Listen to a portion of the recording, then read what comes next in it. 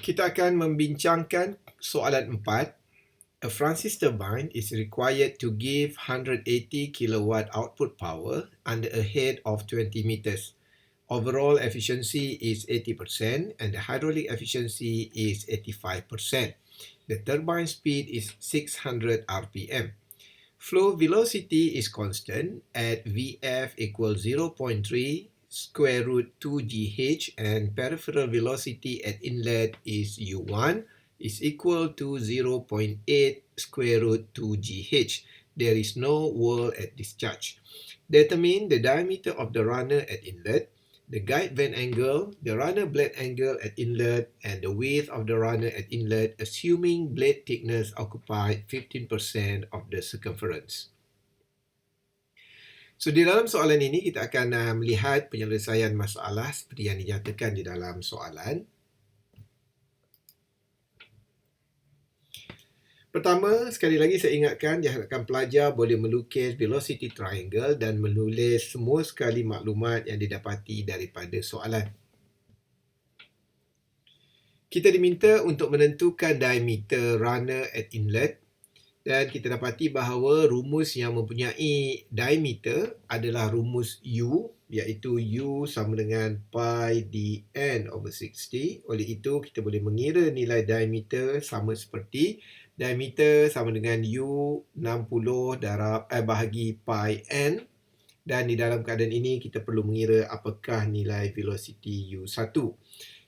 Velocity U1 boleh dikira dengan menggunakan rumus ini. Kita masukkan nilai dan akhirnya kita dapat 15.84 meter. So, kita masukkan nilai ini di dalam rumus. Kita boleh dapati bahawa diameter adalah 0.504 meter.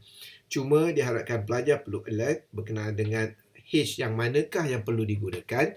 Di dalam turbine selalunya pengiraan bermula dengan H efektif.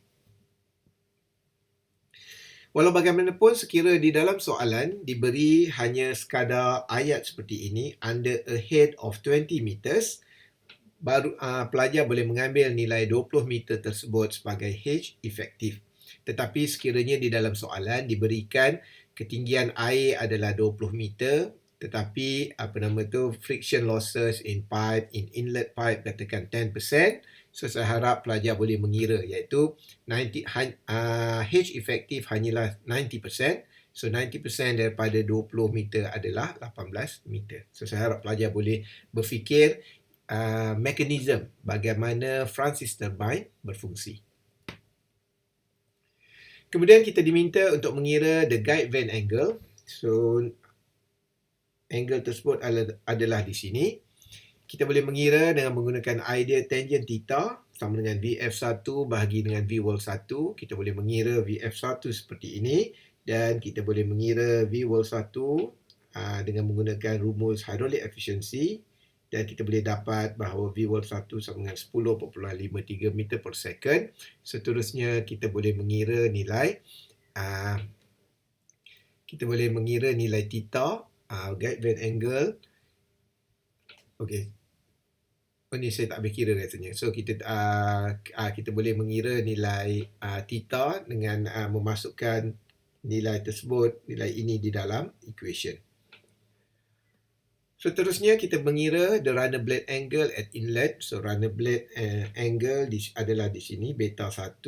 So, boleh menggunakan rumus ini. Kita masukkan nilai dan kita boleh dapat beta 1 sama dengan 48.2 darjah.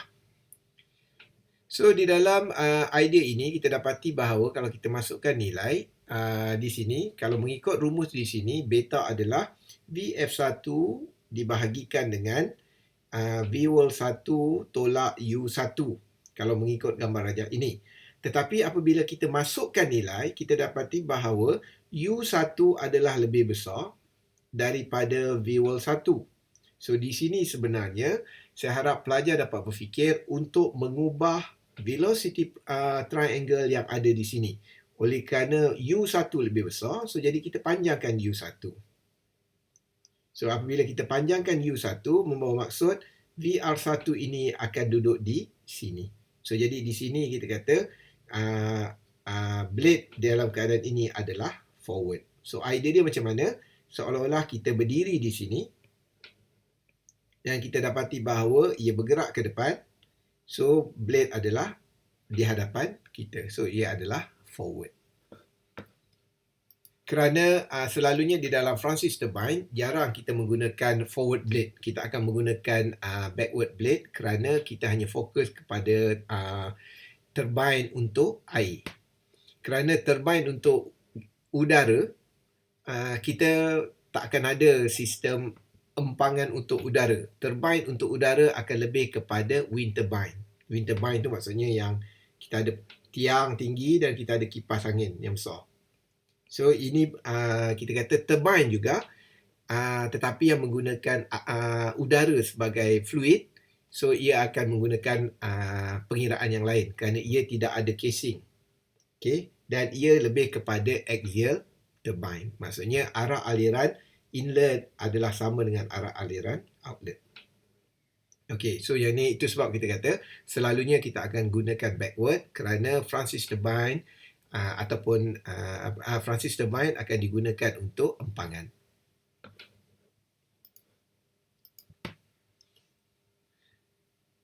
Okey, berbeza dengan tajuk pump. Tajuk pump memang kita kata ada ketika kita gunakan pump untuk angin. Contohnya apa yang orang gunakan untuk sembuh rumput dan sebagainya. Walaupun ia kita kenali sebagai blower, tetapi ia sebenarnya menggunakan idea pump, iaitu kita beri tenaga kepada angin supaya angin boleh bergerak dengan lebih laju lagi. So yang ini saya harap pelajar dapat faham kategori mesin yang digunakan di dalam application. Okey, seterusnya. The width of the runner at inlet assuming blade thickness occupied 15% of the circumference. Oleh itu, kita boleh mengira perkara ini. Maknanya soalan adalah width of a runner at the inlet assuming blade thickness occupied 15% of the circumference. So, berkenaan dengan nilai K di sini, saya telah terangkan pada tajuk centrifugal pump. Oleh itu, sebenarnya ia adalah penggunaannya adalah sama dalam centrifugal pump dan juga di dalam Francis turbine. Pertama, kita boleh mengira nilai kadar alih dengan menggunakan overall efficiency seperti ini. Oleh itu, kita boleh ubah Q sama dengan P0 bahagi rho G overall efficiency dan H. Kita masukkan nilai dan kita dapat ia sama dengan 1.147 meter padu per second. Kemudian, kita boleh mengira nilai Q di sini dengan menggunakan rumus ini. Q sama dengan VF1 K pi D1B1. Kita masukkan nilai K sebagai 0.85 kerana kenyataan ini mengatakan bahawa 15% adalah blade thickness. Dan kita boleh dapat nilai B sama dengan 0.143 meter.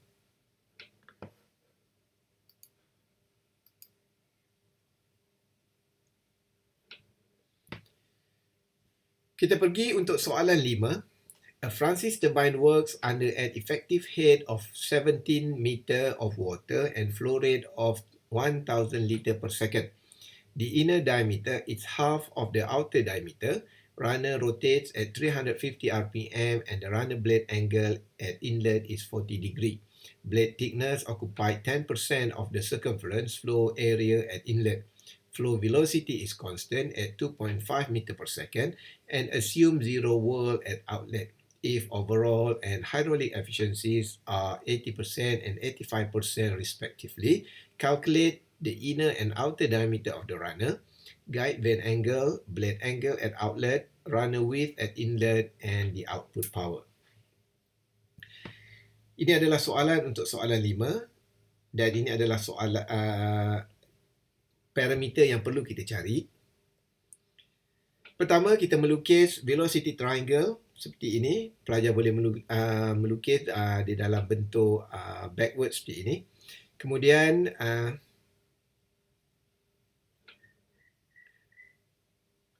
yang ini dalam keadaan forward. So dalam kemudian saya harap pelajar dapat menulis parameter ataupun data yang diberi di dalam soalan seperti ini. Dan seterusnya kita boleh mengira. So di dalam soalan ini kita ingin mengira apakah nilai inner and outer diameter of the runner. Oleh itu daripada tangent yang kita ada, tangent 40 sama dengan VF bahagi U1 tolak V wall 1, dan kita dapat V wall 1 sama dengan U1 tolak 2.98, dan seterusnya kalau kita masukkan pengiraan tersebut di dalam hydraulic efficiency seperti ini. So kita masukkan nilai V wall 1 sama dengan U1 tolak 2.98 di dalam ini. Kita dapati bahawa equation menjadi kuasa 2, hydraulic menjadi kuadratik. Kita boleh selesaikan masalah ini dan kita akan dapat nilai U adalah dua nilai yang berbeza seperti ini. Okay, di dalam keadaan ini, saya harap pelajar dapat memilih nilai yang positif. Dan sekiranya kedua-dua nilai adalah positif, selalunya kita perlu memilih had laju yang common ataupun had laju yang logik. Mungkin ada satu had laju terlalu kecil, 0.5 meter per second, dan satu adalah had laju yang agak besar, iaitu mungkin 13 meter per second. So selalunya kita akan pilih had laju yang agak logik berdasarkan ketinggian air tersebut. Okay, di dalam keadaan ini, kita ada dua nilai, satu negatif dan satu positif. So kita ambil nilai yang positif sahaja. Kita masukkan di dalam rumus ini dan kita boleh mengira nilai diameter untuk inlet dan outlet. So, hubungan di antara diameter inlet dan outlet telah dinyatakan di dalam soalan sebagai separuh. Maksudnya diameter inlet adalah 2 kali ganda nilai diameter outlet. Di sini saya harap pelajar dapat faham bahawa pengiraan di sini bukanlah berdasarkan satu rumus khusus. Ia bergantung kepada velocity triangle dan juga pemahaman kita terhadap soalan. Dua rumus yang khusus ialah U dan juga VF. So maksudnya U sama dengan pi dn over 60 dan VF sama dengan Q over K pi dB adalah kita kata rumus khusus. Maksudnya kita boleh terus gunakan rumus tersebut untuk semua keadaan. Jadi maksudnya advantage untuk pelajar, kalau boleh mengira nilai U dan VF terlebih dahulu, kira dulu. Kerana rumus tersebut tidak kira apa juga keadaan Francis turbine. Andai kata parameter itu boleh dipenuhi, kita boleh mengira nilai U dan nilai VF. Tetapi untuk parameter yang lain, kita kena pandai melihat velocity triangle. Mungkin kita menggunakan tangent, mungkin sebelum ini ada contoh menggunakan sin dan sebagainya. Seterusnya kita boleh mengira guide vane angle menggunakan rumus tangent alpha di sini berdasarkan velocity triangle. Kita boleh dapat nilainya adalah alpha sama dengan 13.4 darjah.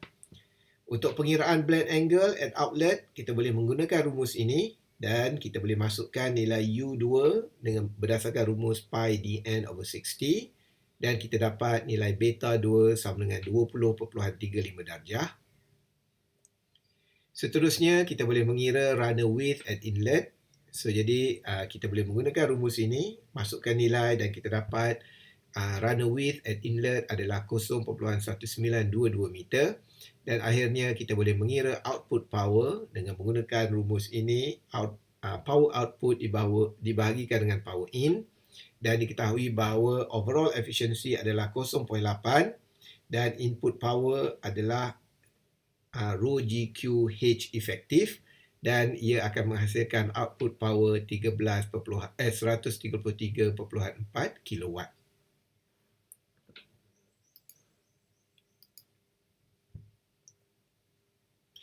Kemudian untuk soalan 6, kita diminta untuk menyatakan apa itu degree of reaction in turbo machinery. In turbo machinery, degree of reaction or reaction ratio R ataupun darjah tindak balas turbin is defined as the ratio of the static pressure drop in the rotor to the static pressure drop in the stage, or as the ratio of static enthalpy drop in the rotor to the static enthalpy drop in the stage. Degree of reaction is an important factor in designing the blade of a turbine, compressor, pump and other turbo machinery. It also tells about the efficiency of machine and its use for proper selection of a machine of it and it others for a required purpose. Various definitions exist in terms of enthalpies, pressure or flow geometry of the device. In case of turbine, both impulse and reaction machine, degree of reaction is defined as the ratio of energy transfer by the change in static head to the total energy transfer in the rotor. So diringkaskan cerita, ada di dalam designing turbo machinery, so contohnya di dalam turbine di sini, mungkin kita tidak menggunakan idea efficiency, kerana efficiency di sini akan lebih kepada apabila kita dah ada air yang masuk dan air yang keluar. Kerana efficiency ini secara lumrahnya akan berubah daripada masa ke semasa. Sewaktu baru install mungkin almost 100%, tetapi setelah 2 tahun, 4 tahun, 10 tahun akan berubah efisiensinya. So untuk degree of reaction ini lebih kepada stage design. So jadi selalunya di dalam pemilihan turbine, kita akan pilih, kita nak degree of reaction at certain range. Kerana had laju air ataupun kita kata ketinggian air adalah certain meter. So selalunya kita akan menggunakan idea seperti itu. Kita jarang kita kata air tinggi 20 meter tapi kita nak pump turbine yang efisiensi dia 95%. Yang itu kita kata weird sikit lah. So yang ini adalah kerana sebenarnya ia adalah actually reflect efficiency, kerana ia adalah static change, static head dengan energy transferred in the rotor. So di sini saya tunjukkan pengiraan mudah berkenaan dengan idea degree of reaction, iaitu R sama dengan static pressure drop at runner dibahagikan dengan total energy transferred. So jadi total energy transferred ini sama juga dengan E, sama juga dengan P1 tolak P2 over rho G campur V1 square tolak V2 square over 2G. So ini adalah kita kata Bernoulli equation. Oleh itu E di sini sebenarnya adalah head of turbine. Okay. So jadi di sini kemudian kita boleh mengira static pressure drop is given as this one. So maksudnya kita nak mencari pressure drop, kita jadikan pressure itu sebagai subjek dan kita dapat bahawa pressure drop adalah P1 tolak P2 per rho G sama dengan E tolak V square over 2G dan kita masukkan di dalam rumus ini. Dan apabila kita dapat rumus ini, kita boleh menulis nilai R adalah 1 tolak V1 square tolak V2 square over 2GE. Okey, dan ini adalah rumus yang selalu kita gunakan untuk predict sesuatu design of turbine.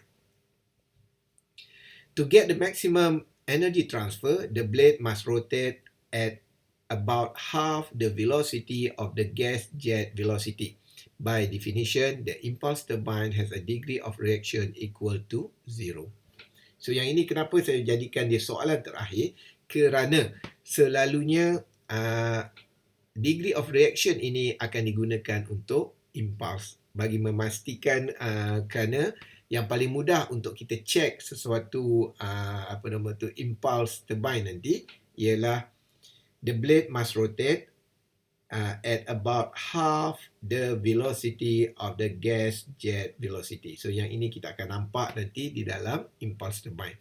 So di dalam Francis turbine selalunya reaction degree of reaction ini kita kata tidak difikirkan. Kerana apa? Kita menggunakan idea reaction turbine, reaction mechanism. Maknanya air akan terkena kepada semua blade dan blade akan bergerak, maksudnya masing-masing akan menyumbang kepada penyerapan tenaga daripada aliran.